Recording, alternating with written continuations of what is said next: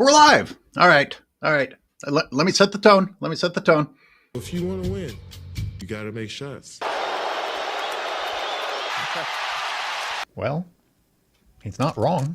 Playing defense, that's easy. Just Alexander, double team. He turns, he pumps, got fouled by Durant. That's easy. We can get any one of y'all in here to bend your legs, not touch the basketball, slide left and right, and contest the shot. That's easy. Okay. He's really wrong. And we are back on Hump Day Rants after the opening night of the new NBA season. Please welcome my co-host, your favorite ranter, Sports and Fitness Rants. Oh my goodness. You have to be kidding me. Sometimes karma comes back and sometimes the universe works out in your favor and it drops something right in your lap. Once again, thank you, Kevin Durant, for opening your mouth and giving us what we just saw. Thank you very much, and thank you very much to all you guys. Once again, man, we are back, man. Me and Nazar, the video footage, and the video footage is going to come back today. Yes, my friends, we got a great one, man. I want to shout out to all you guys, as always, for coming through and supporting our live streams, man. It really means a lot, guys. So shout out to my man, King Speech Roll. I see you out there. Shout out to Rob Lane. I see you out there. Shout out to Dakota Brock. Shout out to my man, Max Miller. Shout out to my man, The Catch. Shout out to you for coming through. Of course, McZuggins, Renee43, Cruz, New York to CA is in the building. Shout out to all you guys. My man, Import, Rookie 305, old school NBA fans in the building. Ghetto Pranks, Go Fly, Cali Young. Shout out to you guys, man. You guys know the deal, baby. Let's roll. We have a very full show. I'm going to read a list of things. I'm not going to spend any time on them, and we'll come back to them. Shout out to my man, Andre Carter. Shine, I see you out there, man. What up, guys? Durant experiences instant karma. Of course, we'll talk about that a little bit more. I don't like the starting five show. I assume that soundbite is from starting five? Yes. Okay, and I've got 7 different downloading softwares that I use when hold on, AOH. Hold on a second. The Real Siberius is saying you don't have your chat available. I'm sorry, I didn't mean to interrupt you, man. Keep going. I can see them all. You obviously can see them. Yes, I can see his chats.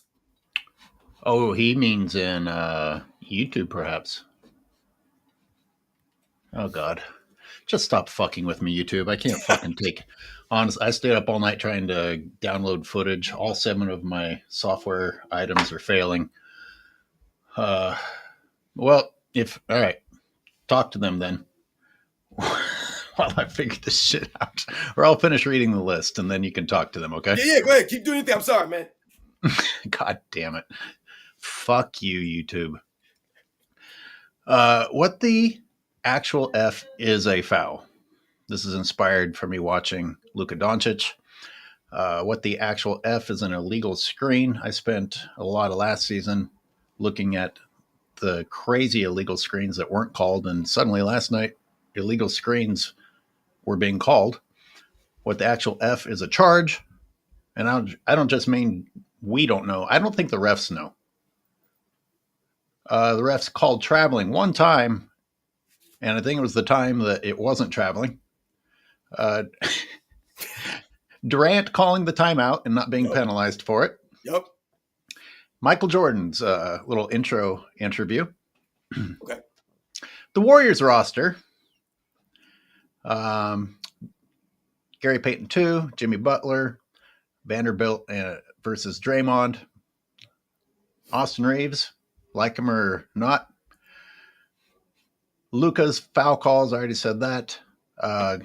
Welcome Noah fucking Eagle with his successful audition during the Suck Off Olympics. Now he does have his spot. Grant Hill was making me kind of depressed. And now that I've put that on the table, I'm sure you have a lot more to add. Go ahead. Tell me what's burning in your mind the most while I try and fix whatever the hell's wrong with comments. Well, I think someone said that you're on kid mode, on children mode, maybe, or child mode, maybe. I don't know, something like that. Someone said maybe. I'm not sure. Okay, I'm But looking. based off of what you just said, this is a great rundown. Oh, We have to try to get to all of these things that you just mentioned because, like I said, last night the universe provided for us. Like I was telling everybody in my video this morning, it just works out this way sometimes. Like I said, when Kevin Durant comes out on Starting Five and they air that episode and it starts becoming, a viral type of deal. When you have Kevin Durant laughing at defense, essentially talking about how easy defense is, and when he says bend your knees and slide your feet, the disrespect that he's giving to the guys in the history of the NBA that are known for being defensive guys that gave effort on defense consistently, that made great plays. I mean, think about Larry Bird's steal against Isaiah Thomas in the clutch in the Eastern Conference Finals. If Larry Bird doesn't make that play, who knows if they even win that series? That was one of the all-time great defensive plays. Because Larry Bird's not known as a great on-ball or lockdown defender one-on-one per se, but what Larry Bird had was obviously the IQ on the defensive end, but he was an excellent team defender and help defender. That's what he understood.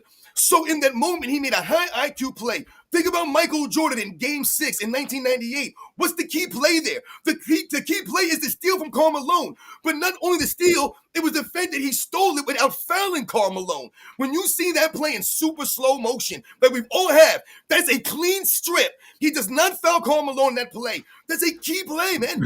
Defense matters. So when you say, oh, anyone could bend the knees and slide the feet, are you kidding me? No, anyone can't do that. And defense is not easy. He didn't just say anyone. He said any of you all. Who's he talking to? The Netflix documentary team? Those guys can play defense? Well, in my initial thoughts on those specific comments, I said he's probably talking about the guys like an Andre Roberson or a Thabo Cephalosha, some of these guys that were playing those roles on the Oklahoma City Thunder when they were really, really good before he left.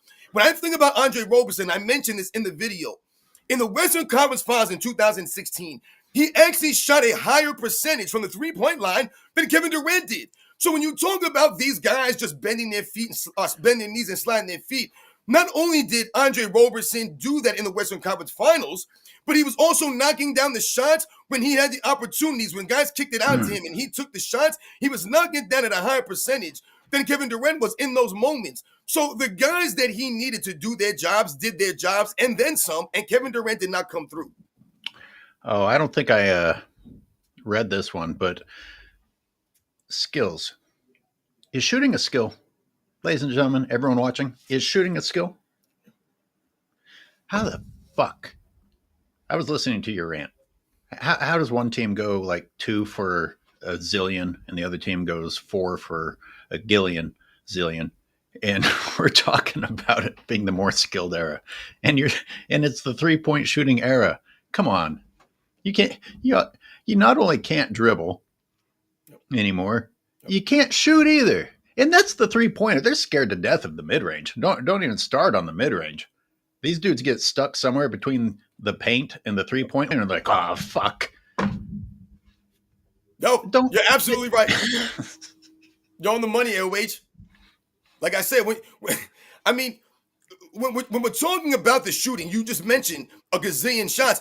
They actually missed, combined, the Houston Rockets and the Oklahoma City Thunder combined to miss over 60 threes last night.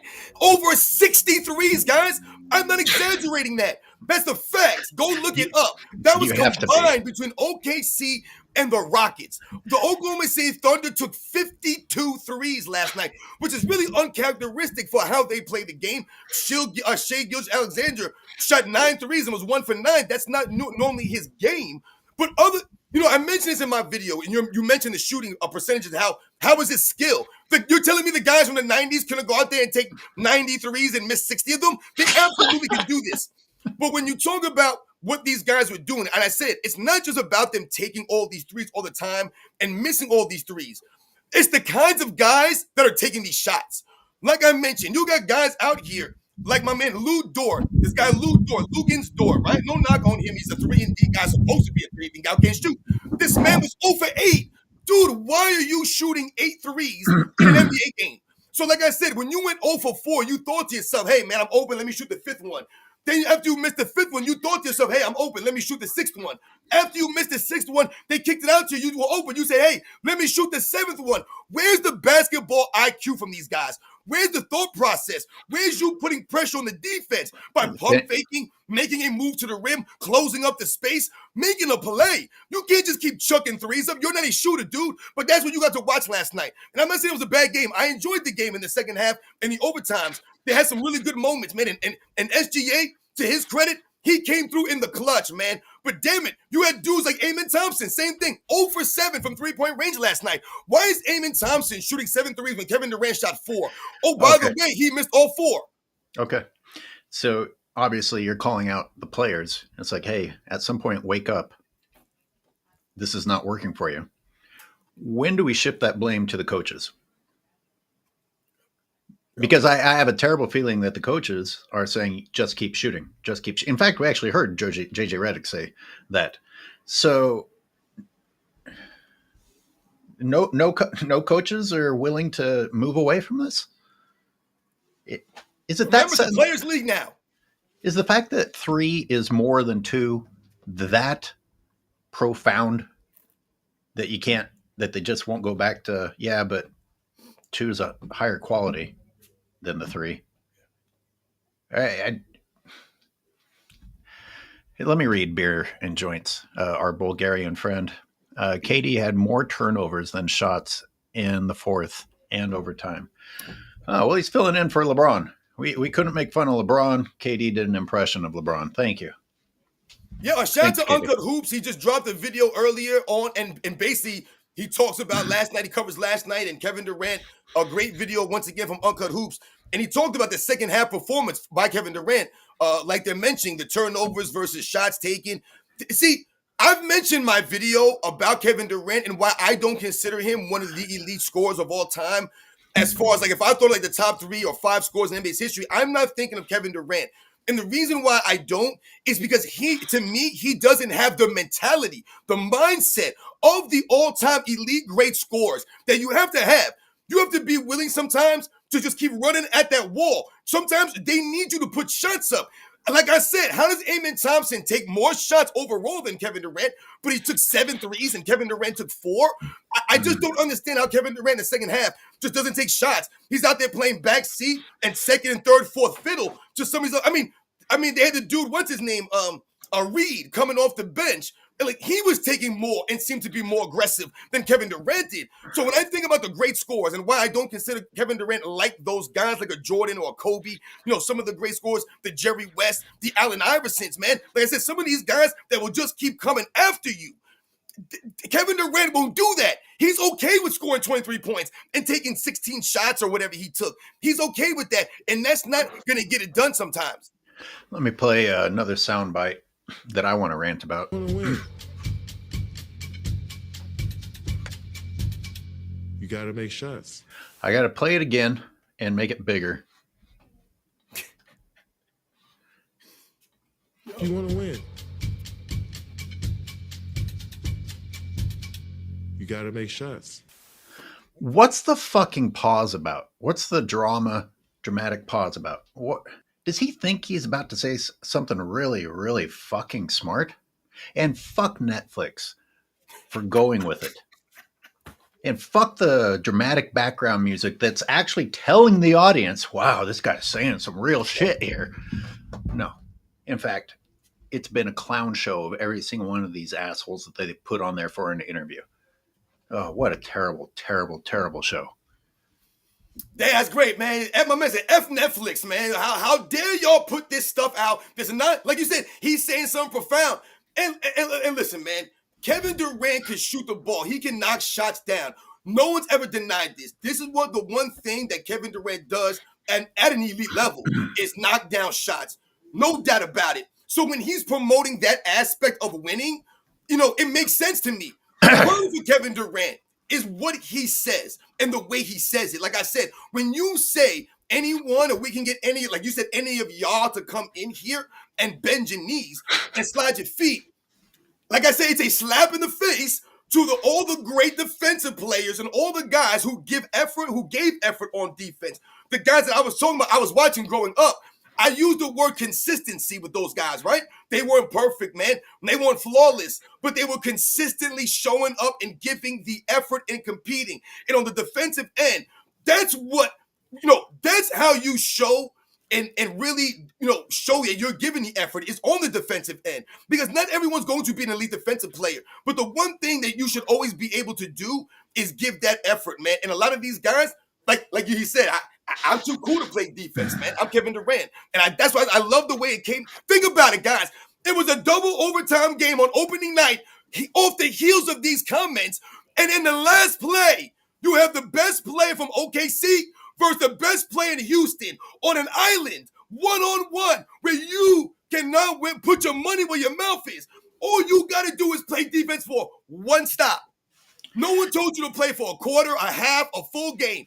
You needed 10 seconds of defense, and you got cooked up. You played solid defense to a point where you overextended yourself. And you had you on skates, and you cheated and you got caught because you left your feet. A basic principle in basketball, you never leave your feet, and Kevin Durant did that. Let's hear from Socrates again.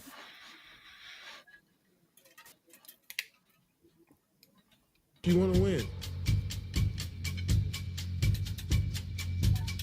You got to make shots. Now let me try. Let me try. If the ball doesn't go through the rim,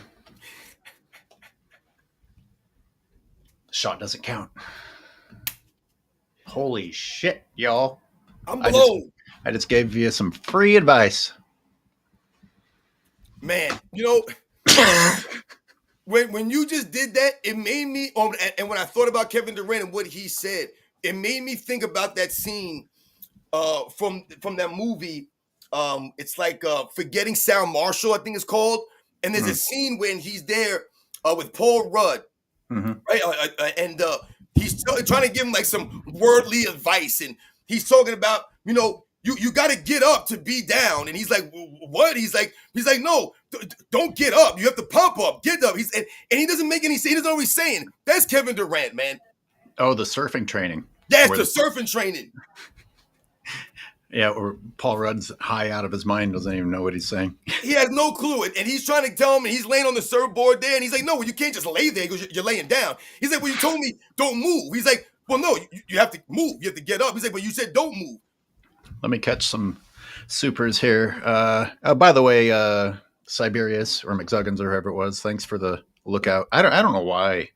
I never ever have chosen my videos to be for kids. I don't know why this switch is changing, but thank you for catching that. I fixed it. Xavier says you guys should check out Ryan Davis's KD roast. I'm not familiar. Are you? Yeah, I'm not. I was about to say I'm not too familiar with. Maybe he's a YouTuber, maybe a content creator. Maybe I'm not sure, or if he's some kind of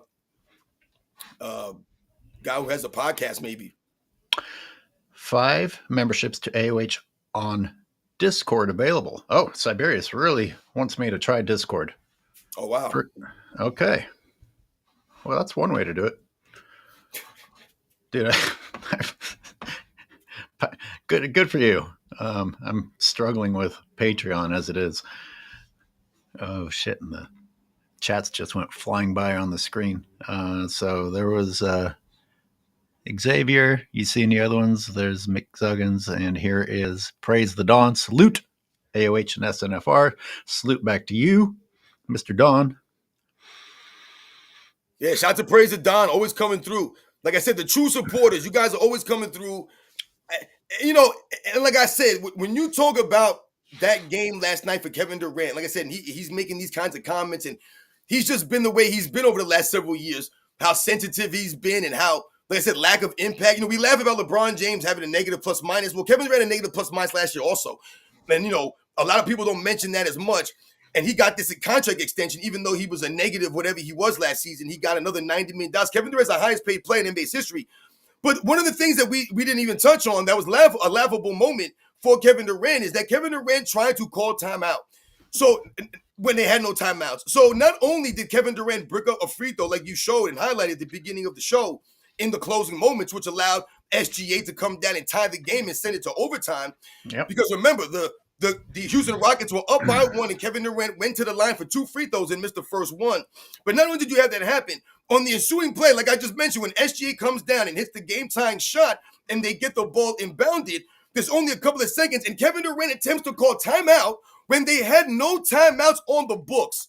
Now, I think all of us understand and remember Chris Webber, right? A lot of basketball fans remember that scene and Chris Webber taking a lot of heat because it was a big-time moment, right? It's a national championship, man. Like, my goodness, I remember when that happened. I remember everybody remembers that moment.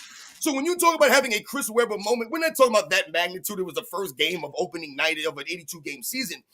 We're talking about that as far as Kevin Durant, the way he talks about himself, right? And he talks about how skilled he is and how much of a high IQ these guys have and how skilled these guys are. And this is the greatest era of NBA. When these guys don't even know something that simple as not having a timeout. It was actually so funny because his teammate, Sengun, if I'm saying his name wrong, almost tackles Kevin Durant trying to get his hands down away from the referees because this man was going timeout like crazy. So, but imagine if the refs had chosen not to acknowledge Chris Webber calling that timeout and they let him off the hook. You know, they save his ass because they don't call it. You know, do you think that all those refs didn't see what Kevin Durant was doing? Which brings up the question, are refs obligated to acknowledge the timeout request? I would have to think so.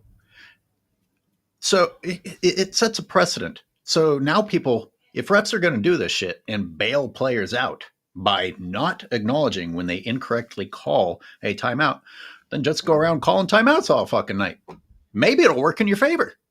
Yep. As long as you're not going to get penalized, maybe it's going to work out. You're not getting penalized for chucking up 3-point shots anymore either when the time clock's running out. Are there going to be any penalties for making bad decisions left in the NBA? Right. And see, and I didn't mention the referees not acknowledging it in that moment. What I was highlighting is Kevin Durant and a lot of these guys and NBA players, their lack of understanding where they are in the game. Like I said, what's going on? You know, what's the scenario? What's the game situation? These great players, they keep telling us, are so skilled and so smart. And, you know, the guys in the past, they were just plumbers and taxi cab drivers. So what you're trying to say is that their intelligence is not, you know, that great as far as basketball because they weren't really basketball players. But then in these kinds of moments, you don't know something that simple. Like I said, where your teammate has to come over and almost tackle you. So he was obviously aware of the repercussions for what Kevin Durant was trying to do.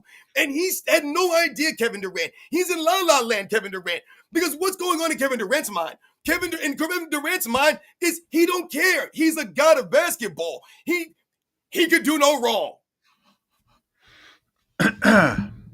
Yeah, that's not a very good time to not be aware of what's happening.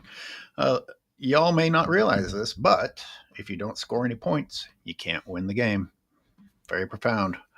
What is best in life? McZuggins says real offense requires dramatic pause, real practice. Oh boy, we have LBJ King for life talking about LeBron when we aren't. Don't you people ever give us shit for talking about LeBron James when we finally leave it alone and you all got to come in here saying nonsense about LeBron's played his whole life with trash. You moron. Don't do it. Resist. Don't. But we were going off for 30 minutes on Kevin Durant and laughing at him, and he's saying in the comments, y'all are haters. Dude, tell us what you need us to speak about that would make you happy. You're a weird dude, man. I tell you just are weird. No one's even mentioning LeBron James, and my man's there still crying. It's weird stuff. It's weird. I don't know. That's really the best word for it. Disturbing. Talking about different topics and subjects. Patreon, not Discord. Sorry, my brain sucks. Oh, okay. Well, thank you, Siberius. I was about to get really overwhelmed with technology there. I can't even download videos anymore. I don't know what the fuck's that. I think it's time to hang it up. Oh, maybe I don't know. I guess I don't know about this kind of stuff, man. There's too many platforms now. That's the problem. There's too many damn options, man. You don't know what to do. It's like you go to the grocery store now. I remember back in the day, man. You wanted some ketchup, you go and get some ketchup. You go there now. The ketchup aisle is insane. It's like a jungle, man. You don't even know what to do there. That's why I tell people you got to read food labels now. You got to look at stuff. You don't know what it is. It's like ketchup mixed with something else now. It's not even called ketchup now. It's called something different. It's crazy the amount of selections that you have available to you out here sometimes. And these kinds of things are the same, man. So many different options. You don't know what to do. You just want something simple. Go ahead. Go to the. I mean, it's not even just. Ketchup is a simple example. It's all over the aisles like that. It makes it hard for people to know what to buy. I tell people all the time, I know it's not easy to go to the supermarket or go to the store and read a food label and look at things like that. You know, my wife hates when I go because I make her take longer than she wants to take. You know, because sometimes I'm standing there and I'm like, listen, I really want to get something here, but I don't know what the hell to get. I mean, this is crazy right now. Well, if anyone wants to chime in on the fouls, did you know Luka kept getting praised for changing speed, changing pace? Robin, I got to ask you,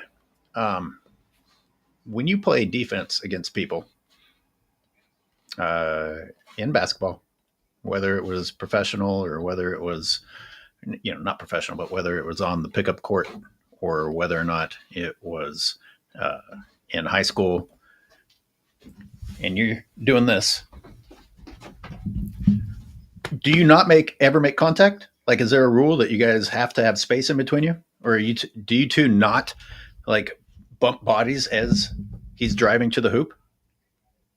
Absolutely. What the fuck is happening?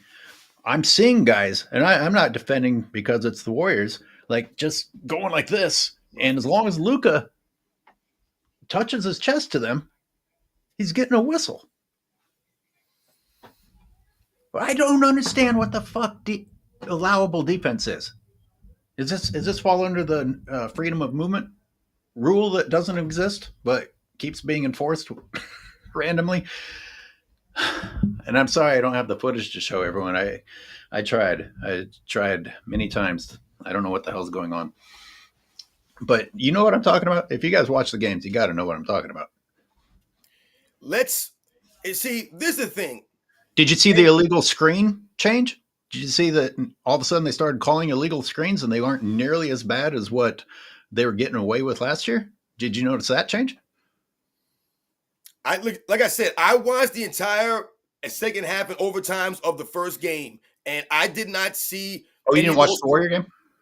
No, because the Warrior game started when I was getting ready to go to sleep, man.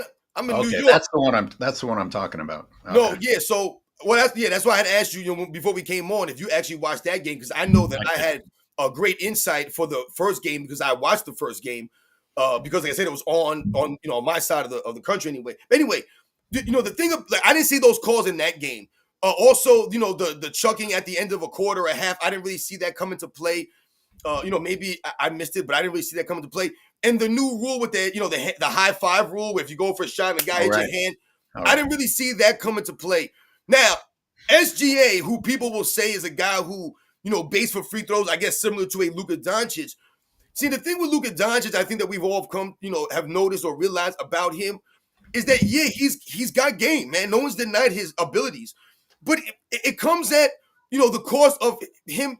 Like, it's hard to watch him, in my opinion. Not saying that his game is not like that, but oftentimes, and over the last several years, he, to me, was a whiner. I looked at him as a guy that was always whining. So, right. So that takes away from your entertainment value, does it not? It absolutely does. That's what we talk about. A lot of these LeBron James teams, they're hard to just watch overall, not just because of LeBron James, but because they all become like LeBron James. Look at Austin Reeves, for an example. It's hard to watch that dude. So you have both of them dudes on the team now. And everyone's got their palms up, their shoulders shrugged. Everyone looks confused when something happens.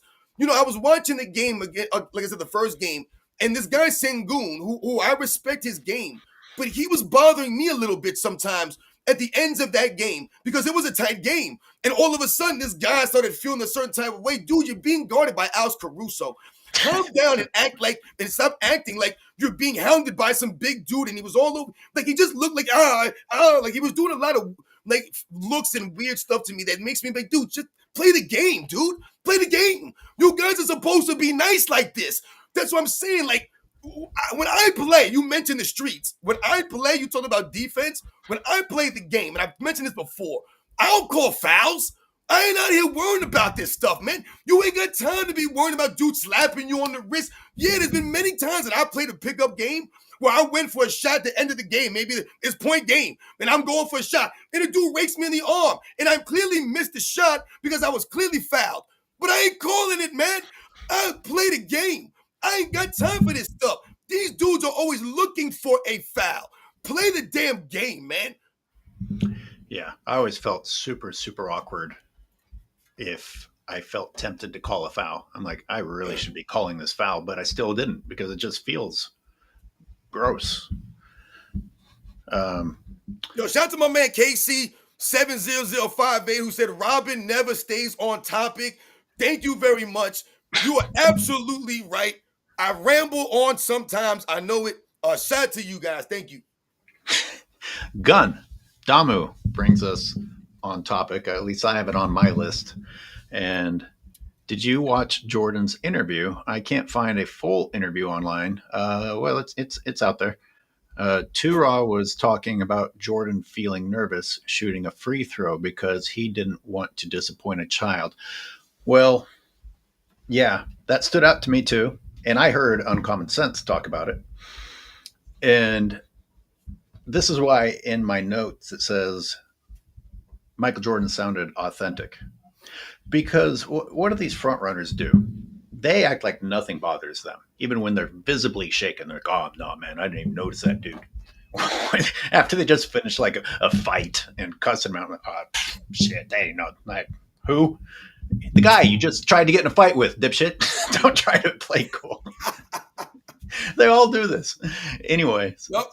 Jordan's willing to admit that after not picking up a ball in a while and he's got to perform for a kid, that it got to him a little bit. And you know what? Of course it did, Mr. Competitive, Mr. I've got to put on a show, the guy who felt obligated to bring it for the fans. It makes sense. It's consistent with his personality type, right? It doesn't sound made up. Of course it bothered him. And of course he made it. So the honesty, there's so little honesty that alone has caused people to super chat about it or just be like, oh, wow, it's nice. It's nice. That's how bad things are. Wait, I don't know. I don't know why they bother with interviews anymore. I'm like, nothing that comes out of anyone's mouth is going to be authentic. It all sounds the same. Maybe swap a couple of words in the script around. Take it. I know you got something to say about this. Yeah, I mean, let's talk about this for a little bit. Like you said, this brings us back onto another topic that we had on the list. So let's go through it. I think, when Michael Jordan was talking about, shout out to Gundam U for coming through with the super. Like I said, always coming through. And talking about this, not wanting to disappoint the kid. Michael Jordan mentioned, right, that the parents of these children have talked me up, right? That's what he was saying. They talked me up in a way that now the pressure's on me to be Michael Jordan at all times. Michael Jordan has talked about this many times. When you leave a legacy like that of excellence as a standard, remember, Michael Jordan is the standard. I know he won't say that. And, that's not how he views himself, publicly, right? But he is viewed by the masses in our country as the standard of basketball. He's the standard of competition, of what you should want to be as far as competitive sports. It's not about us liking or wanting to raise our children like Michael Jordan raised his kids, or be a husband like Michael Jordan's a husband, or be a human being like, it's not about that. Sometimes people get confused. And I tell people, Michael Jordan don't owe me a damn thing out here. Nothing. When he talks about that pressure, man, that's real right there. Like you said, he's always authentic and he's always been real, Michael Jordan. That's what makes him who he is. And when he talks about the disappointment or not wanting to disappoint, that speaks to your competitiveness. Because it's a big deal to Michael Jordan to go out there and do that kind of stuff. He wants to be Michael Jordan. What did Michael Jordan also say? Gundam, you said they didn't hear the whole thing. He also talked about how he wished there was a pill he could take that he can go out there and put the shorts on. He'd go lace them up. And he'd go out there and show them what good basketball really looks like. And when you think about what he said and he talks about that, that's Michael Jordan right there. Yeah, it's got to be hard for someone who took the game that seriously to actually have Father Time catch you. I'm sure it Right. eats them up. Real Siberia says, what do you guys think about the new high five rule? Well, as Robin said, we didn't see much of that last night, or at least he didn't. I didn't notice too much of it. I did see, I got to tell you, I didn't really like, well, you didn't see it because you, and I don't have the footage for you, but Jimmy Butler kicked out and made contact with Marcus Smart on a 3-pointer, and it was called a foul on Marcus Smart, and they actually tried to challenge it and make it an offensive foul on Butler. I don't think it should have been either one. I don't think it should have been a call. Period. It like his foot like got his shorts or something, and then they said that Marcus Smart moved into the landing zone, which seems to be getting bigger and bigger. So I didn't see the high five thing. I did see that in terms of 3-pointers, and I wasn't thrilled about it. I don't know. What do you guys think that watched the game? And what do you guys think who watched the game between this new dude on the Lakers? Apparently, it's his third season. Jake LaRabia. He looks like he can play. Whether he can or can't, would you take Jake LaRabia or Podzimski? Yeah, like you said, you have to wait and see. Like you said, it's Podzimski's been there for a couple of years and has established himself on the Warriors and for what they want him and need him to do on that team. So he's invaluable to them. I mean, listen, like I said, I didn't watch the full game of the Warriors game of the Jimmy Butler and what they did or whatever. But when you talk about Jimmy Butler getting like 16 or 17 free throws, see, these are the types of games that Jimmy Butler had. Those are Jimmy Butler games. When people look at Jimmy Butler and they be, oh, Jimmy Butler put up 30 plus. More often than not, in those games that he scored like that, he had a high volume at the free throw line. And I'm not saying it's a bad thing or that's a knock against him. That's what Jimmy Butler does. That's what he does. That's when you need him to be Jimmy Butler. Putting pressure on the defense, drawing fouls against guys, putting the other team in the bonus, right? Getting your whole team now at the free throw line. This is what he does when he's doing Jimmy Butler things and impacting the game also on the defensive end. That's what he was known for doing. If he can do those kinds of things, then like I said, he's going to obviously help them. Steph Curry didn't have a Steph Curry-esque game where he was sensational. He was Steph Curry. He was out there. He was on the court. And that's all he needs to do because look what you got out there. You got Draymond. What did Draymond Green do? What did Draymond Green do? Draymond Green does what Draymond Green does too, right? This is what you get when you have Steph Curry out there. Everyone else is going to be able to do their jobs and do what they have to. As long as that man's out there. What do you have, 23 points last night? That wasn't a sensational, Steph Curry was raining threes everywhere. No, he was out there on the court, man, just being a leader of the Warriors. And Jimmy Butler helped him out right there and took lead last night. And he did a sensational job. See, to your point, Jimmy Butler had the team high, but the eye test wasn't really there for me. Like watching the game, I wouldn't have thought he had the team high. I just wasn't terribly impressed. Like I said, look what his impact is. Sure. Like I said, when he has those high-scoring games, that's how he does it. Jimmy Butler's not a guy who's going to go out there and take 25, 26, 27 shots, put up a bunch of shots, and score 35, 40 points. If he's scoring 35 or 40, it's because he's out there maybe taking 17 shots, maybe 18 shots, and he's making like 10 of them, but he's getting to the free throw line 13, 14, 15 times. And that puts a lot of pressure on a team like the Lakers. Look what they had him doing last night. They had Gabe Vincent guarding Jimmy Butler. Gabe Vincent, he was guarding Steph too. People think that I'm out here just rambling, and I know that I go off topic sometimes, but I'm educating people. I'm giving you the facts here. What I noticed last night in the OKC Houston game is OKC Thunder should have won that game handily in the fourth quarter from what I was watching, all right? But essentially, they had Alex Caruso, like I mentioned, guarding Alperen Sengun. Alex Caruso is 6'4", guys, 190 pounds. That's what he's listed at. Sengun is listed at 6'11", 245. How in the world are they guarding each other in the fourth quarter in the clutch? This is the same guy Caruso was going to Nikola Jokic in the clutch in the Western Conference Finals last year. I don't get these defensive switches. There's no positions now. They had Lou Dort, who's 6'4", guarding 6'11" Kevin Durant in the clutch. He's one of the elite defenders in the NBA. Lou freaking Dort. It's no knock on him. He's been in the league for almost 6 years now. He's made one all-defensive team last season. And you're 6'5" guarding Kevin Durant in the clutch? We don't have no one to guard Kevin Durant that's 6'7", that's 6'8". I don't understand this stuff. Everyone that they have guarding, like I said, you had Jimmy Butler being guarded by Gabe Vincent. That's not a good strategy, JJ Redick. And it's funny you mentioned that because I was just thinking about how big those teams are. So they should have had some people to guard in the Rockets and Thunder game. I mean, Steven Adams was like an add-on to the other big dudes. And who all did they have on the Thunder? Obviously, Kevin Durant is 7 foot. Hartenstein is 7 foot. Wait, you're talking about the Thunder? Durant's on the Thunder? Huh? You said the Thunder? Oh, no, I'm going back. I'm sorry. I'm combining both teams with all the 7-footers that were out there. But sure, the Thunder. The Lakers? You said the Lakers? No. The Thunder and the Rockets. Yeah, I think the Rockets had Clint Capella. Holmgren. Right, you have Holmgren out there. Like you said, you had Hartenstein you had out there. You had Sengun out there. Like I said, he's like 6'11". So you have some bodies out there. But like I said, you also have the other guys. Like you had Jabari Smith Jr. out there, right? He's a guy that can play the position. You had some of these other guys that could play. I just, like I said, I don't get like how OKC, when you have some of the guys on the bench that you have. Now I know what's his name, Jalen Williams was out. He wasn't there last night.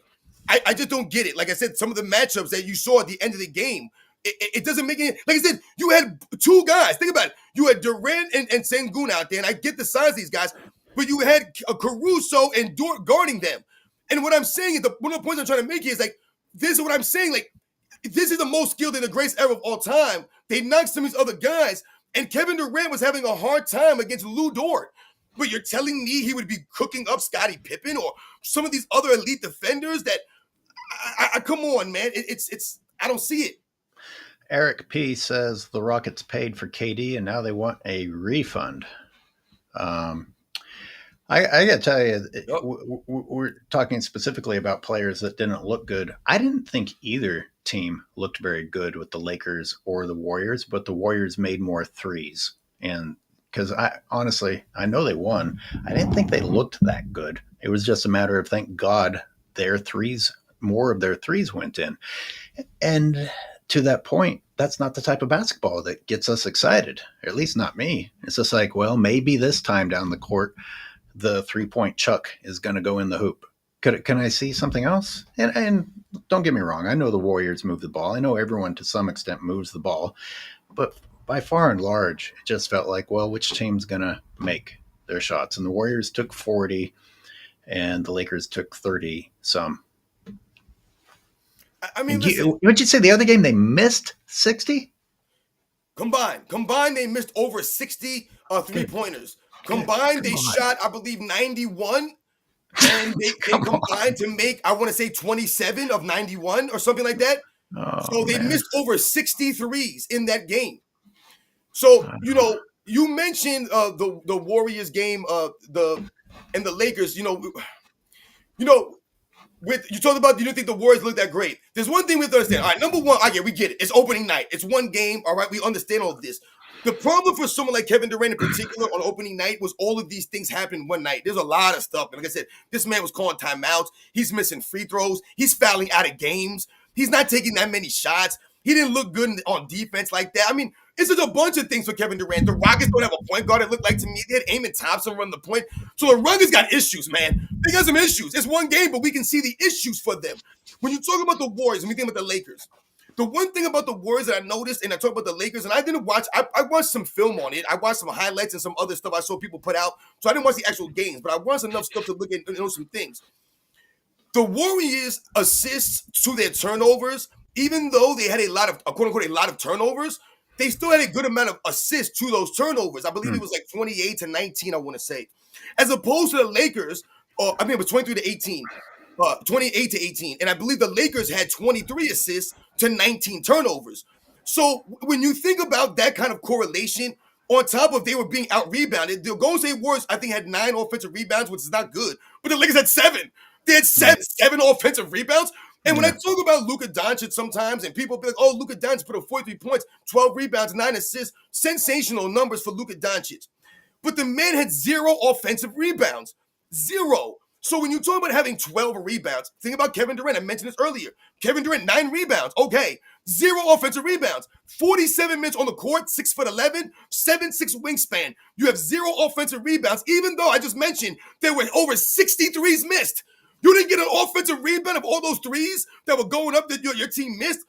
I mean, it's insane when you think about this kind of stuff. That's not having the impact like that. The Thunder took 52 threes themselves. I see it right. I said it right. 52. That's uncharacteristic Wow. for them. Uncut Hoops mentioned that in his video how last season, I believe the Oklahoma City Thunder, the most threes they shot in a game, I think it was 55 a couple of times and maybe like 52, 53. So what he was highlighting was that was not something that they normally did. They only did like 3 or 4 times last year, shoot over 53s. So I even thought the same thing last night. SGA to me was shooting way more threes than I thought was really part of how he played the game. He shot 9 last night and made 1. So like I said, that's not something he normally does. And like I said, Lou Dort shot 8 threes. Dude, who the hell do you think you are? If Lou Dort is shooting 8 threes, he better have made 7. So I just want to shout out Gary Payton too, my favorite player on the Warriors. Little dude coming in, dunking, blocking. Warriors threw a lob to him. I don't know how DeAndre Ayton allows that to happen, but that's not who you should be throwing a lob to and getting away with it. Ayton, I got to tell you, Ayton looked unenthused is the word I'll use. Just not much spring in his step.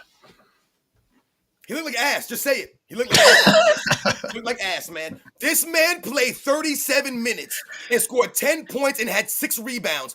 How do you play 37 minutes of an NBA game at 7 feet tall and you grab 6 rebounds? 6 rebounds. Luka Doncic had 12 and you grab 6. He had 4 turnovers in this game and 0 assists. How the hell do you turn the ball over 4 times and have 0 assists? My man, what are you doing out there? This is DeAndre Ayton. And remember, it's only going to get worse when LeBron James comes back for him. Shout out to Uncle Hoops. Yeah, on Sunday, when we first heard about Kevin Durant's stupid comments, what was the first thing I said? Oh, Uncut, here you go. Do a video on this. And he was probably going to anyway, but I'll pretend that he heard me. But good work. He's done 2 videos on Durant since that time. Yo, I told you, I just finished watching his video not that long ago today. So shout out to Uncut Hoops, man. He said next week Jordan's going to sound off on load management. Hope he doesn't hold back. Yeah, see, it's going to be interesting to hear comments from Michael Jordan. What kind of perspective he's going to give on a topic like load management, because we all know how that's hurt the game and how that's been, like I said, people have underappreciated the guys back in the day showing up for 82 games. Like I said, back in the day, it was a badge of honor. And it wasn't about those guys always being there for 82 games, but it was the fact that they wanted to be there as often as they could. I see one person voted for Jake LaRavia. Were you aware of Jake LaRavia at all before this season? I have to admit that I was not. Nah, he was a name on the roster. I saw his name on the roster, but I did not know his game or what kind of impact he was going to have. So like I said, we still don't know. LeBum choked in the finals votes for pods all day, every day. Well, just based on your username, I'll give you the nod. Yes. That's so funny right there. I love that. That's great. Throw right back at the LeBron James fans with their, their weird channel names. The Sports and Fitness Rants hater. So someone once told me, I saw people they're talking trash about me in the comments of some of my videos, and somebody said that I was like, oh man, Sports and Fitness Rants is just sensitive and blah blah blah and all this stuff and I'm thinking in my mind, like, how am I sensitive when I have people making channels with my face? I don't report people. I don't block these people from the chats. How am I sensitive? I let these people do what they want to do. I told you, all this does is allow me to have material. I have an entire playlist because of these fools. So Carrie Patterson is bringing it back to the topic we opened up with, and I don't think we really worded it quite this way. We touched on it, but she says, or he says, if anyone can slide and raise hands to defend, he really isn't as good as he says. Hypocrisy Wow. for sure. Just anyone can't do that to guard MJR Kobe. But I don't think there's a problem when people are too excited to talk in front of a camera because they don't think about what they're saying. Like, does he not understand that he's literally downplaying the entire NBA? Oh, anyone can do this. Anyone can do defense. So, I mean, do you hear what you're saying? Anyone can do the defensive side of the ball. Yeah. No, I mean that's a great point though, because that's what it is. It's hypocrisy. Like he mentioned in that super chat. Shout out to Carrie Patterson for coming through. When you think about what they said right there, that makes perfect sense. When you talk about these guys, oh, anyone could come out there and slide their feet. This is what they've regulated defense to now. So, like he said, it actually exposes how skilled these guys really are. And that's what we, the true fans, have said. You're not as skilled when the standards have been lowered. The defensive standards are lowered now. Defense is all about just nothing now. Exactly. Oh, just bend your knees and slide your feet. That's all defense is to someone like Kevin Durant, because that's all they allow these guys to essentially do. Back in the day, defense was an art, man. It was an art form. You had guys, that's why I said you're slapping in the face the great defensive players, the Dennis Rodmans, the Bill Russells, the Hakeem Olajuwons, the Mutombos. These guys made their names being great defensive players, having signature defensive moves. You had this guy was wagging the finger at people. Gary Payne's nickname is the glove. That's what these guys made their claim as. And you're going to sit there and say all they did was bend their knees and let it be. No, it was an art form to those guys. It was an impact. Scottie Pippen impacts games, right? Michael Jordan, Tim Duncan, the Kevin Garnetts. These guys impact in the game. On the defensive end, man, there's an art form. There's skill to this stuff, and it requires effort above all. It's not easy to do. It's not sexy. It's not where you're going to become, a name now. So they said they've gotten rid of that aspect of defense where back in the day, guys who earned it on the offensive end, you earned it because you were going against guys who gave the effort on the defensive end and it mattered to them. Let's see if you can keep up with Kevin Durant's logic as I try and leapfrog through it.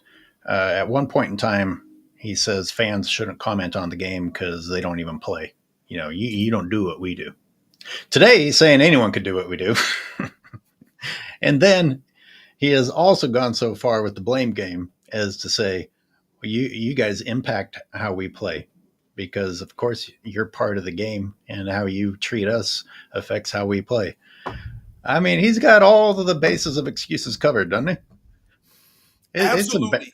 God damn, that's embarrassing. I'm very sad if people don't understand how embarrassing it is for a grown man to speak that way. It's everyone else's fault, no matter what. Right. And you can directly contradict yourself without any consequences. Doesn't matter if what I just said doesn't make any sense whatsoever. Just go with it. And put some dramatic fucking music behind it, Netflix. And, let's promote these dipshits. Absolutely. And what's funny too is that someone like Kevin Durant, in these moments that you're talking about, like, these people are not educating anybody.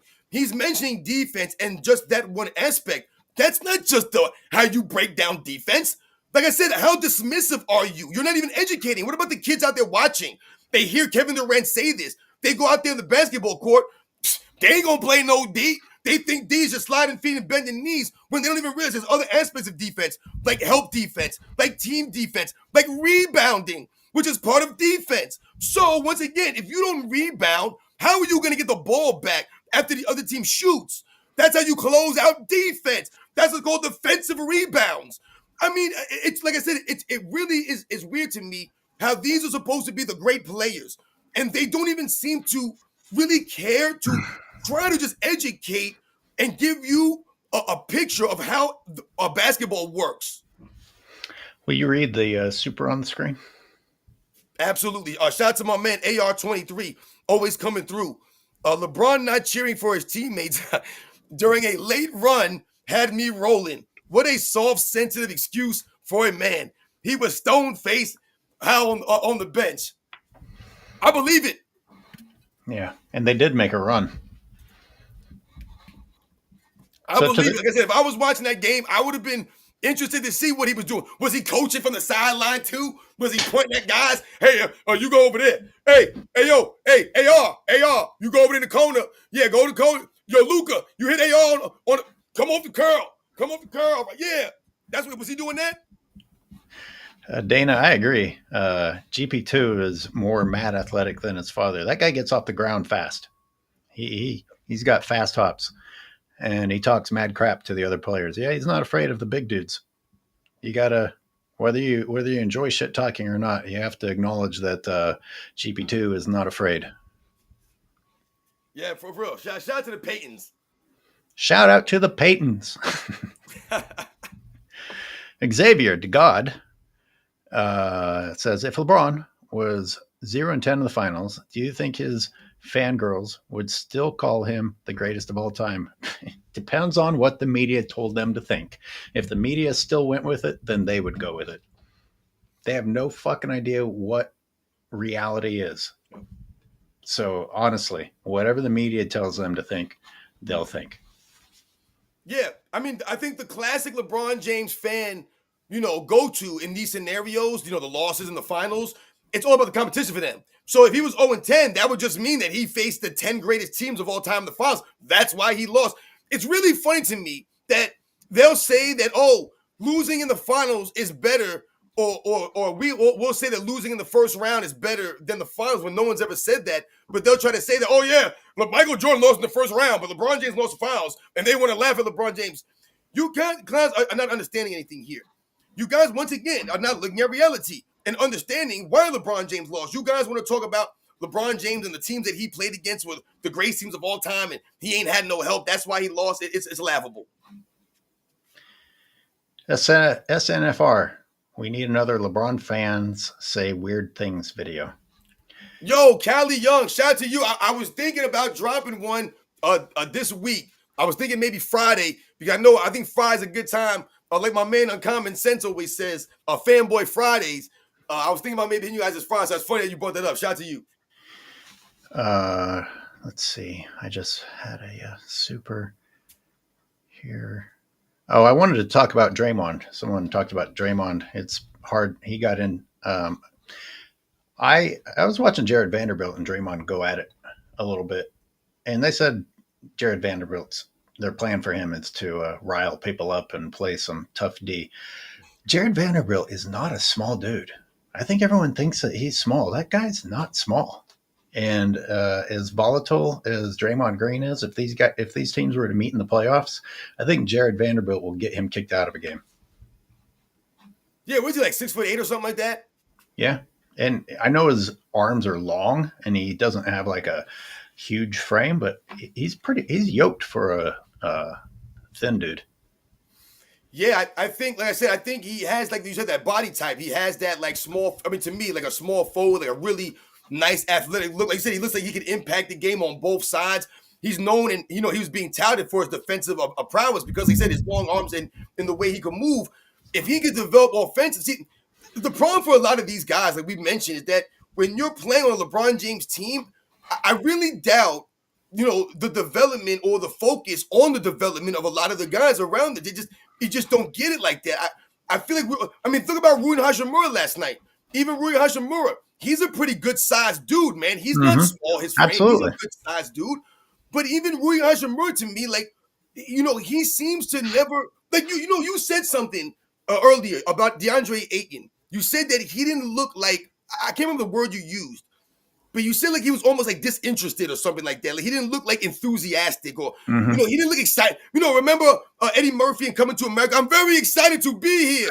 Like DeAndre Ayton doesn't look excited to be there. Like to me, there's no genuine joy playing on a LeBron James team. When you think about that, and when you think about some of these guys, the Rui Hachimuras, the Vanderbilts, the Austin, the role players, their mindset and how they feel is very important for them to be effective. we talk about, giving the ball to the big man when he runs the floor. You got to make the big man feel good. You got to make him feel involved. This is why the Chicago Bulls oftentimes would go to someone like a Bill Cartwright early in games. You get him going early, you get him involved, you get him feeling good. He'll come out there and move his big body around. He'll feel good about getting up and down the court. He'll take a charge maybe. He'll block a shot and set a good screen for you. He'll be there. You got your teammates good. When you on somebody, these guys, like you said, they look like, So one day they look nice. The other day they look like, they're going through the motions. It's weird. Carrie Patterson, go ahead, read that. I think that's for you. Yeah, shout out once again for coming through. Swanson Fitness Rants, these guys are about their shooting percentage. If the shot isn't ideal, KD's not shooting it. That's why he looks so passive so often, but his stat sheet stays pretty. Absolutely. Shout out to Carrie Patterson on the money right there. That's why I'm telling you, when I think about the greatest scorers in NBA's history, I'm not putting Kevin Durant in the top 3, top 5 guys because of his lack of mindset. He won't want to mess his shooting percentages up. He don't want to be inefficient. Sometimes you got to go out there and just do it. He went 0 for 4 from 3 last night and still ended with 56% shooting. Yup. Yup. The real less shots. He took the third amount. I think took the third amount of shots on the team. Like I said, Amen Thompson took more shots than you. That's ridiculous. You're Kevin Durant. If not there to put up 30 every night, what the hell are you there for? What you there to do? Yeah. I mean, they got Steven Adams out there. They got Alperen Sengun out there. You got Amen Thompson. You have guys out there to do other things. You're out there just to put up 30. Put up 30 every night, dude. Put it up. It's about making shots. That's why you work on your game, he said. Out of his own mouth. Apparently, offense is what matters, so you better bring it. Real Siberius. Remember the old saying, offense wins championships. Yeah, that good old classic. Yep. I thought about that as soon as I heard this dipshit Kevin Durant. Yeah. Ask Vince Lombardi about that. Yeah, exactly. Where do they think these sayings, defense wins championships, come from? From idiots? From people that weren't worth quoting? I mean, back in the day, quotes only stuck if they were worth sticking. Now we're gonna have Kevin Durant quotes. Yep, exactly. I mean, think about someone like the Spurs with Tim Duncan. They were a top-notch defense for like 15 straight seasons, man. That's why they were winning, because their defense was stout year after year after year. It didn't matter the complementary pieces you brought in and around their core group of players. They had their system in place, and you had a great defensive anchor there all those years. The Chicago Bulls in the 90s, Michael Jordan, the Bulls weren't outscoring teams like that just because they were just great on offense. They were locking teams up.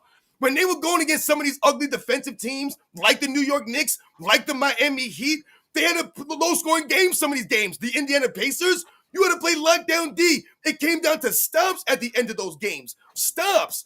That's how you win. That's how you build a dynasty, man. So King's Speech isn't impressed with Vanderbilt or Ayton, but he says Ayton will end up being the scapegoat. I mean, there's one reason to have brought him in. Absolutely will be. He's an easy scapegoat because he's DeAndre Ayton. Like I said, to me, this was a laughable move because not because of DeAndre Ayton, but with the way that they were trying to make it seem. Remember, Kendrick Perkins was hyping DeAndre Ayton and the Marcus Smart move up. He was hyping them up. Remember, he said that he wouldn't be surprised if they were in the Western Conference Finals. So, I mean, it's just crazy. And we talk about accountability on here. If Ayton doesn't want to be that much of a scapegoat, he should up his game because he doesn't. He's making it easy. He's making it easy to blame him. Maybe he truly doesn't care, but he's getting a paycheck and he gets to live in LA. Maybe that's all he fucking cares about. People theorize all the time that today's NBA players don't actually love the game. That's another great point you brought up. AOH, you're living in LA now. I've never been out there. I've always wanted to go to California, Los Angeles specifically. Just go to the beach and just check out some of the sites. But when you talk about living in some of these environments, like you said, some of these guys, they're not even focused. It's no big deal. Like I said, they don't even look happy to be there. Do they really love the game? And DeAndre, and I say it again, played 37 minutes last night. All right. And he scored 10 points and had 6 rebounds. All right. That's not going to get it done. You're the starting center in the NBA for the LA Lakers. The LA Lakers, and you come out and play 37 minutes. I'm going to say it again. And score 10 points and get 6 rebounds. You have 4 turnovers, 1 block, and no assists. That's what you did out there. That's pretty damn bad, man. Could make the trophy.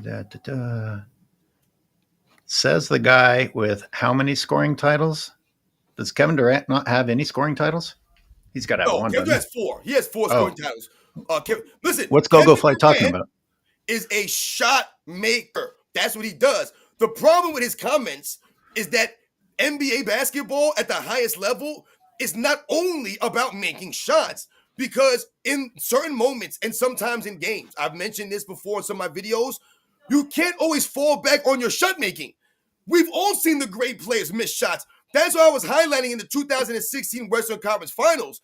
In those moments, in the game 5, in the game 6, in the game 7, they were not making those shots at the volume they needed to. They needed stops. They needed to play defense in those moments. You can always fall back on your defense. That's what the great teams do. Michael Jordan's not always. I mean, think about a lot of those look at the championships. They played D. They didn't fall back on their scoring. I mean, my God, for them people to think that all of these teams that are winning championships was just them outscoring people. I mean, hell, Bill Russell and the Celtics were elite level defensive team. When you talk about him and a John Havlicek, I mean, come on, man. When you talk about some of the Boston Celtics in 1986, they were the number 1 defensive team. The number 1 defensive team. All right? I mean, you have to play D. Anyone want to complain about Austin Reeves? Because he is, he's another whiner. But I'm complaining that he got to the rim as many times as he did. What is the verdict? People, do we think Austin Reeves is good or do we not? Because the son of a bitch, if he's not good, sure gets to the rim against people more times than he should. I feel like Austin Reeves is a bootleg Rex Chapman. I feel like he, or maybe like a Bob Sura. He's one of those kinds of guys where you saw some flashes. Shout out to Rex Chapman and Bob Sura. Rex Chapman was a straight up a pro's pro, man. He was a dog, Rex Chapman. So shout out to him. He go to home, throw it down on you.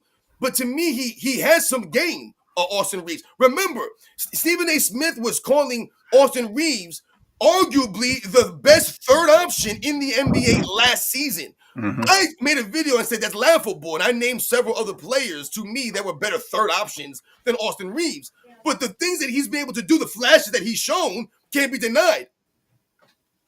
Yeah. And like you said, he does go out there and flop it up and draw a lot of fouls, man.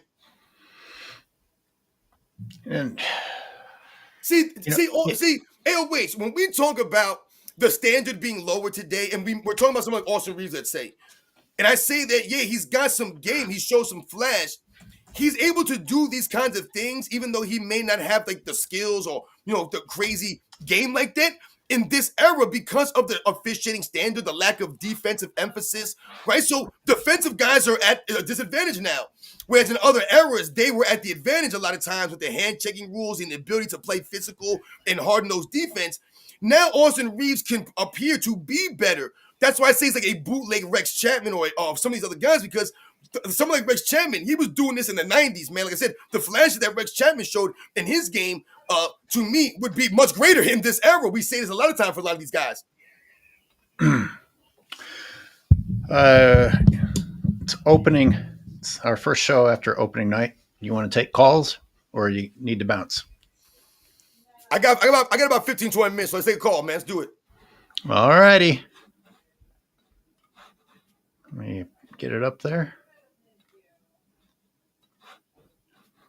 No comments on what I just said.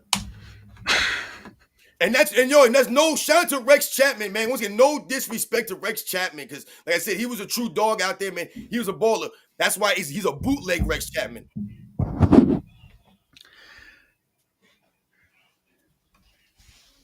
So my girlfriend asked me before the game started if the Lakers had a chance, and I said, yeah, well, LeBron's not playing, so absolutely, they have a chance. Yeah, I think so. Absolutely. How much of that game did you watch? Which one? The second game, the Warriors Lakers. Well, like I said, I watched a lot of video footage, through YouTube. Some game footage. I watched a bunch of Here highlights. again.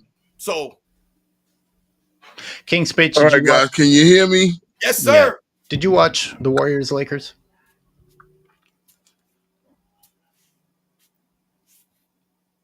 King Speech? Yeah. Okay. I can't hear you guys, but I can speak. Go I ahead. get all right. So yeah, the Lakers are horrible. I was unimpressed. Luca was out there carrying them. I mean, like I'm Aiton. This is the first time I really watched Aiton play. Like since he was in college, right? His defensive instincts are horrible. He's soft as a puppy. He's soft as a. I mean, yeah, the idea that he was going to fix. I mean, I know he's an upgrade from Jackson Hayes, but at least Jackson Hayes hustles. Like, I mean, the Lakers are not making the playoffs. I said it all summer. It's one I've game. said it since July 1st, since they got Jake LaRavia and started high fiving in the rafters. All right. Okay, so can you tell me? Can you tell me about Jake LaRavia? Like that. Anything? Yeah, man, this team is not good. Austin Reeves had the worst 26-point game I ever seen. Like he had 5 points in garbage time. Hit that one little three to end one, and then another layup. Oh, I mean, bro, Luka needs help. And the idea that 41-year-old LeBron, who doesn't hustle, who doesn't run, Gabe Vincent. What the hell was JJ Redick doing putting Gabe Vincent on Jimmy? Jimmy was looking like Jimmy was looking like you ever put a 12-year-old on you crazy. and you're just like, fuck it, I want to win this game. I'm just gonna score every time. That was Jimmy last night, man. We should spend some time. We should spend some time shitting. Yeah, on, man. JJ's that's all I wanted to say. Shout out to you guys, man. Shout out to Siberians, McZugs, all you cats, man. Yeah, I'm gonna listen to you guys because I can't hear from this app. From this site. Cool. All right. Well, thanks for calling in, King Speech. Yeah, I was gonna have you keep him rolling. I was going to have him summarize exactly what went wrong with the Lakers. I want to say something about DeAndre Ayton, though. Have we already forgotten his hype when he was in Phoenix? And that's why he didn't stay in Phoenix, because he was the next great thing. Yep. Boy, things change quickly, don't they? Now we have Andrew. Hello. Can't hear you. I don't even want to. Can you hear me? Yes. There we go. Sweet. No, I won't take too much time, but always love listening to you guys, of course. Thank you.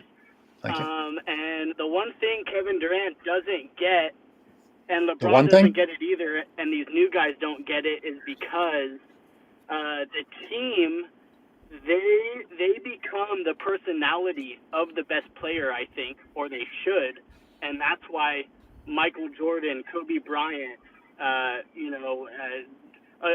upon other guys, but that's why their teammates are more gritty team, more hustle plays are done. It's like, that's what LeBron doesn't get, and KD either. And why do you think when their teammates and them come up small in big moments, and that's a big thing I never hear about in the mainstream media. What do you think, Robin? Yeah, I mean, I agree 100%. I think, go ahead, AOH. I'm like, go ahead, man. I mean, when you come money, sometimes I just get so. Yeah, when you come in with a good point, can you say something? Can you say something dumb like Kevin Durant, so it's easier for us to respond? I'll try, but don't know if it can happen. Can you summarize what you think was the biggest problem with the Lakers last night? If you just narrow it down. Did you watch that game? I didn't know. Sorry. Okay. Thank you for calling in. Moving on. Of course. See you guys. Appreciate it. Yo, shout out to Andrew for coming through.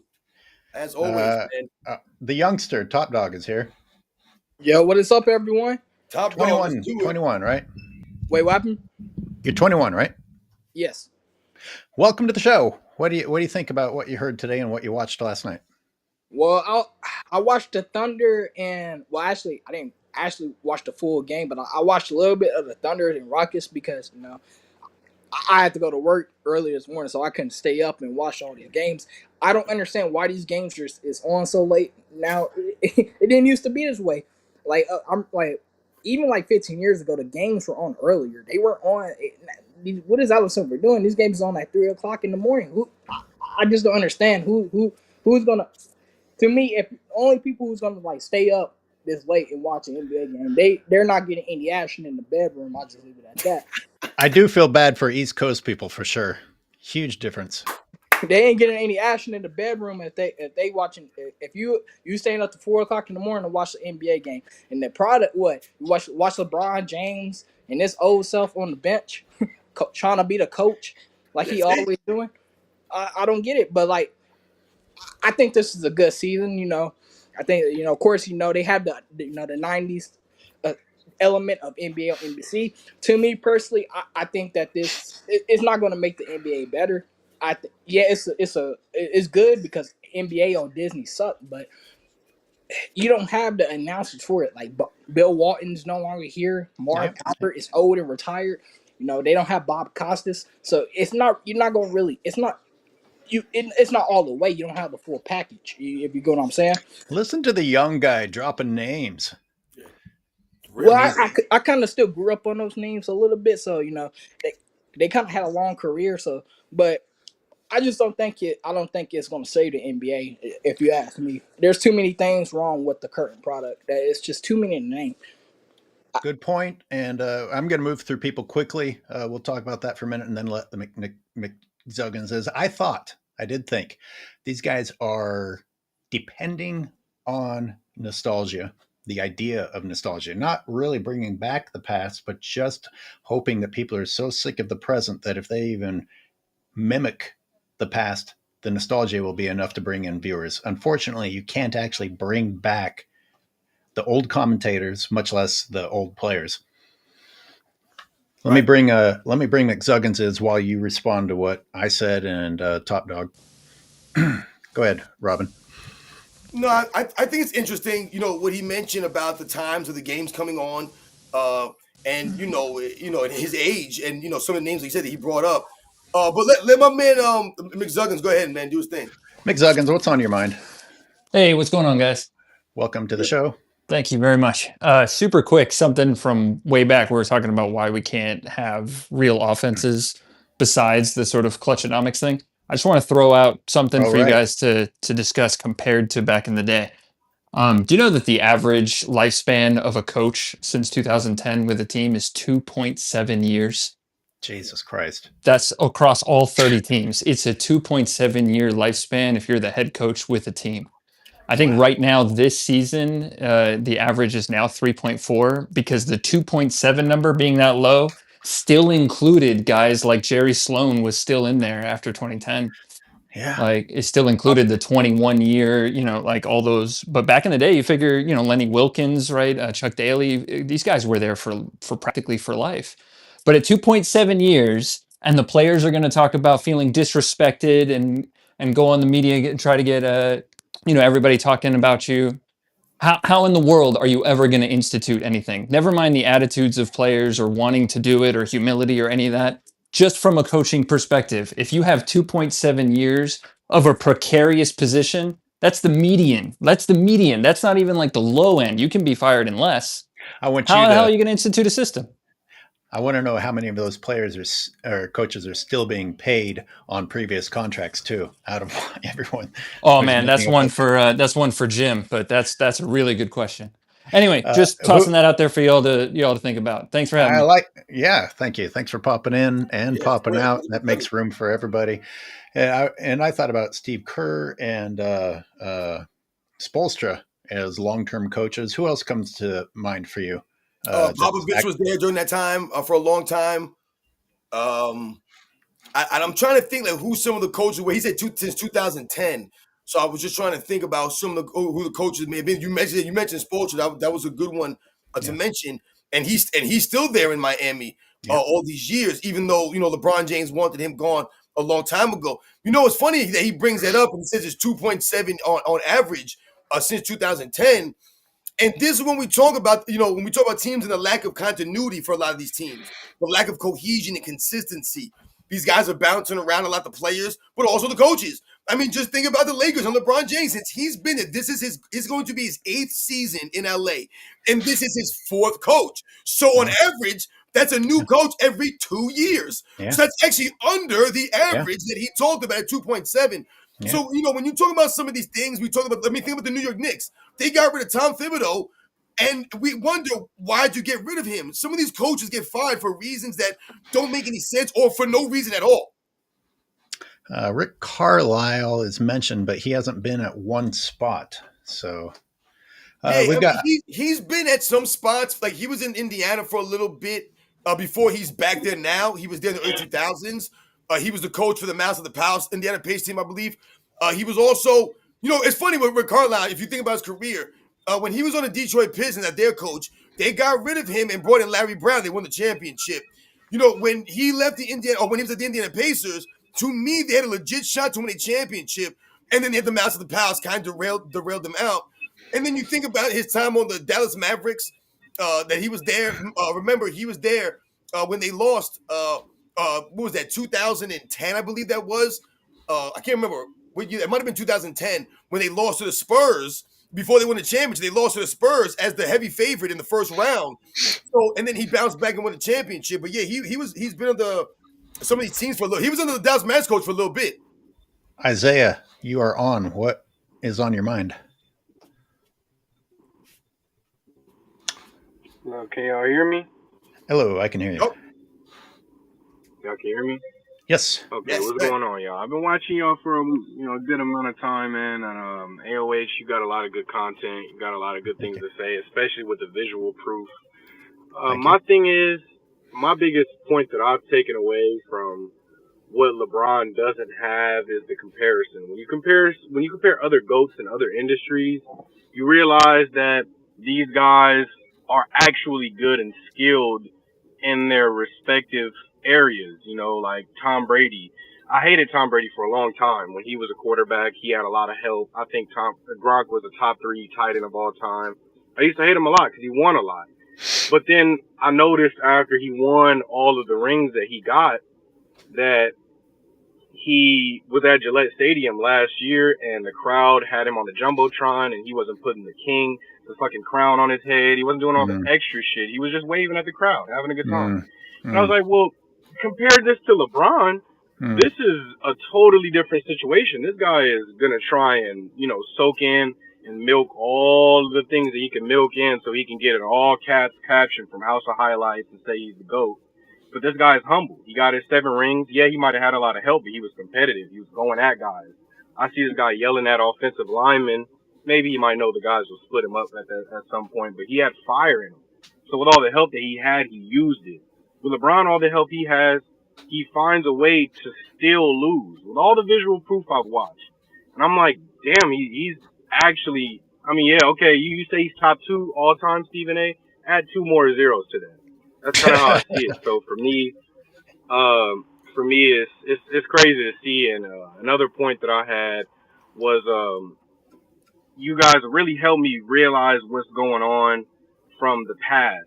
Sports and Fitness Rants mentioned a while ago, or maybe a couple lives ago. I don't get to join you guys' lives while you guys are live, but I get to watch after it's pre-recorded and, pick up on some things. Because I'm young. I'm only 24. I'm only here to learn. So from what I've learned is Sports and Fitness Rants mentioned that, yeah, the guys might have been not as skilled as they are allowed to as they are today, but guys like Jerry West and Elgin Baylor and Wilt, they had to make up the moves. They had to create the moves. They weren't the ones inspired by the moves. They were creating them. They were influencing them. And that's what really opened my mind to think, like, this goes back even further. And this makes the comparison for LeBron to every other GOAT in every other industry just night and day. Every other guy at least has some skill.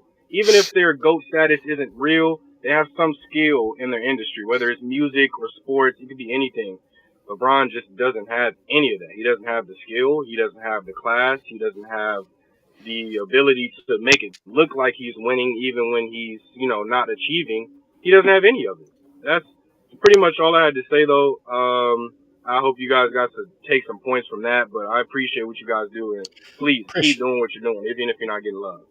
Appreciate it, Isaiah, and I appreciate the attitude. He said that he is here to learn. So many people don't think they have anything to learn right from the very beginning. And speaking of the very beginning, he brought up an interesting point. How do these early guys not get any credit for being pioneers, like literally having to come up with shit that other people copy and then shit on them? You copied them and then you shit on them. But anyway, thank you for the call, Isaiah. Sports, I'm No, sure. I know you want to go. I know you want to go. Go off, no, that is. that was amazing. That was amazing by Isaiah. Shout out to Isaiah. That was sensational. Absolutely sensational. When you bring those guys up, and anyway, you said it, pioneer. That's the key. They are pioneers of this stuff. They couldn't go watch video footage. They couldn't go read a book and watch these guys. They had to go and do this stuff. They were the ones doing it, man. So shout out to him for bringing that up. That is sensational, man. These guys were out there, like I told you.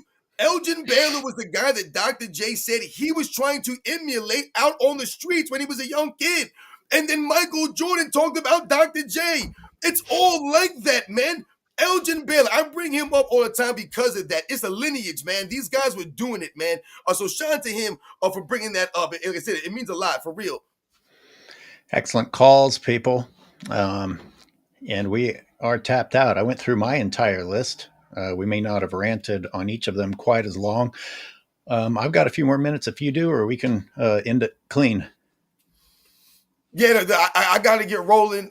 Like I said, I think that was a great way to end it right there. My man, like I said, my man Isaiah coming through, bringing up these guys being pioneers. Like I said, talking about that stuff. I think that was very important. The point that he made, like you said, the age that he is, and the other point that he made about Tom Brady, I thought was excellent. It's not necessarily about Tom Brady and the on-court stats or how you feel about him, but the one thing that I always respect about Tom Brady is I always felt that he was a competitor. I always felt that he was competing. He wanted to compete. He was fiery. You see him on the sidelines sometimes getting crazy, but I always thought he was a competitor. But when he mentioned that when you showed Tom Brady on a jumbotron, he's not doing some stupid king me. He's not doing some celebrate me. I always think about LeBron James in the Olympics, guys.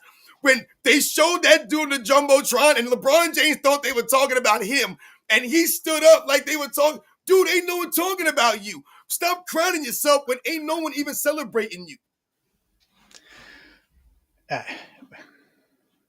It's not just that. It's bad enough when you think it's about you and it's not. It's that in his brain, he's always in, oh, how can I milk the praise that I'm getting? Not thinking, oh, thank you for acknowledging me. For example, in the Olympics, your country, your team, sport, he gets the gold medal and then he crowned himself on stage. On stage. Anyway, thanks, Rob, and thank you everyone who came through for the supers and for the support. Don't forget to move your memberships over to Patreon as I phase out my membership section. And everybody have a great day, and we will see you soon.